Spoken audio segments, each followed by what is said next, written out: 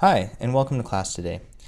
This unit we're going to be exploring Google Docs a little bit more exclusively and with a few new tools and things that hopefully you've haven't had a chance to explore yet. I think Google Docs is one of the biggest game changers recently for teachers. It gives you the power to do some really powerful things in a really simple way. Not to mention the collaboration, but also collecting data from students through Google Forms and some spreadsheet tools that are really built in and really keep things simple for teachers. So I think Google Docs, like I said, is one of the biggest game changers that's been around technology in the last couple of years, and so really excited. I want to show you guys a few things that I show my teachers that I'm working with to make sure they're kind of have some built-in efficiencies when they're using Google. The first thing I want to show you is the sign in. So in the top right corner, if it doesn't say your name already, it should, and you can sign in with your Google account here. That way bookmarks are saved across devices, and when you sign in to Chrome, when you're using Chrome on other computers, things follow you. So it just really keeps things a little bit more streamlined and simple. The other thing that I do is I navigate to my drive, I log in, and then I promptly bookmark that, and then I have that bookmark show up in my Bookmarks bar, and you can see that here. So when I open up a new tab, I can simply click on that bookmark, and it already logs me in and it pulls it up, and so it really saves me a lot of time when I'm navigating through my Google Docs throughout the day. You'll see I have some other bookmarks, some other shortcuts here. One way that you can get more bookmarks in there is if you right click and do edit. If you just delete the name, notice there's no name in here, then if that bookmark comes with an icon, you'll see the icon. And that's just kind of a short little hack that's kind of saves you some space on the bookmarks bar. If you want some more bookmarks in there, it's really handy. I also have some extensions. I'm going to come back to some of those in just a little bit, but that's kind of how I have my Chrome set up. And what's great about Chrome is they want you to customize it, so they make that pretty easy, and you've probably done very similar things. I want to take a few minutes and talk about some of the tools within Docs and within things like Sheets that can really be game changers when you're teaching. One of them, this is present in Docs and in Sheets, is this tool called Research Toolbar. So if I'm building a presentation or students are building a presentation, they can go up to the Tools menu, click on Research, and off on the side there's a built-in Google search. Now, if I'm trying to find like an image here about relationships and community, I can just type in and do that search right inside my presentation as I'm building it. Notice images pop up on the top. If I find one that I like, I can simply click on it, drag it, and drop it in. It cites the image, and then I can reposition it and size it however I like to fit in my presentation. Saves a lot of time, and this is by far one of the things that people really enjoy about Google Docs is having that search built right in. Little known thing about the Google search toolbar is if I'm searching just for images, I can do a drop down here, just search for images. I can also filter that search. This is great to show kids things that are free to use and modify and share. So I can be pretty confident that I'm not using any copyrighted material. And like we talked about in digital citizenship, this is a great thing to kind of talk about with your students, show them some ways to use Google and some of the tools that are already built in so that they're not violating any usage rights. So I usually go through that, talk about some ways of inserting images, and that's always a real big win. So I want to show you that. The other thing that I wanted to show you with Google Docs, and this is true with Sheets, Slides, and Docs, pretty much any native Google Doc has this built in, is the revision history.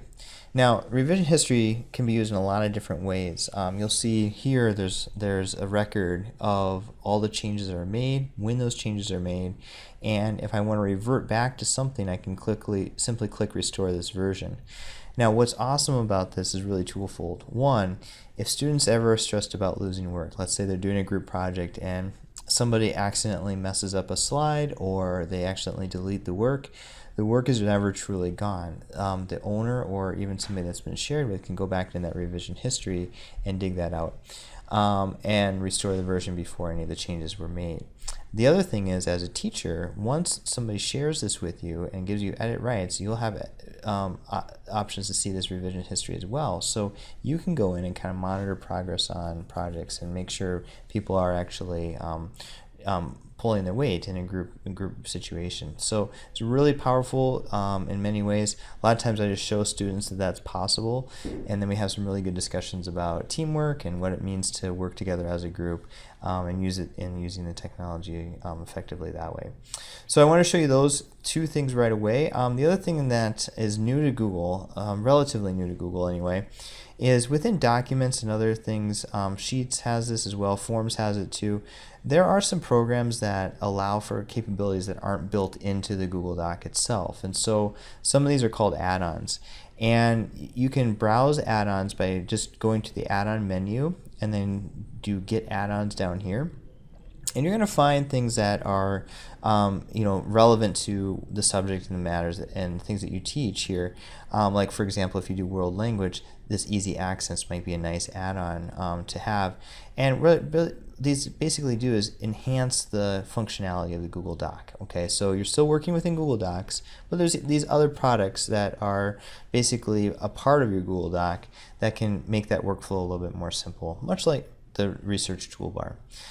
So I encourage you through this unit to check out a couple add-ons. I have some installed here. Some of them I just test out. Some of them I may use a lot. I'd say the ones that I use the most is if I'm doing something with a math and I want to insert a graph or a chart. This GMath one is really nice. And then table of contents or a thesaurus. Those are some really nice ones that I've kind of stumbled across. Also, if I'm writing something, the bibliography creator with EasyBib, that's just like right integrated, and it's great for research. So some of those I found helpful. There are add-ons that also live in slides and live in forms, and so those are kind of worth checking out this week while you're exploring some more things with Google Docs. The last thing I'm going to encourage you to check out are the Chrome extensions. You'll see those live in the bar above the Bookmarks bar on my Chrome browser, and you can find those if you go to the Chrome Web Store. Just Google in Chrome Web Store, and then it pops you into something that looks like this, and you can search for some Chrome extensions, and those are really programs that are shortcutted and run with Chrome. One of those that I really think teachers should have in their toolbox is this extension called Printfriendly. And what Printfriendly allows you to do is go to an article, like you might find an article on Scholastic News, for example, or Newsella.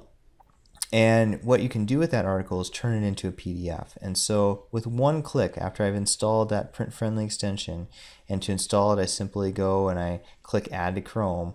Notice mine is already there, so it's a green button instead. But once that's been installed and added to Chrome, I simply click on the Printfriendly extension and it creates a PDF for me. I can then do some simple editing, like if there's a paragraph I don't want, I can delete that, a few simple things like that. And then I can download it or email that PDF and then post that to my website for school. So it makes that process of gathering PDFs from the web really, really streamlined, one click away. Great for research for kids if they're doing research projects as well for them to use. So I think that's a great extension to consider. And again, that was in the Chrome Web Store. Just search Printfriendly and it pops right up. So spend a little time kind of looking through that, see if there's any extensions or things that kind of make sense for you to have. Another one that I like is the Bitly URL shortener, and I had been using the GU shortener for a long time, but I got kind of excited about Bitly because you can here it is, you can customize what the shortened URL says. And then it just shows up whatever website you want to go to. Click on the Bitly URL. So if I wanted to bookmark this Scholastic website or have a shortened URL for it, then I can customize what that URL says. As long as nobody else takes it, then I've got it and I can post that for my students, which sometimes is a little bit easier than a random set of letters and numbers.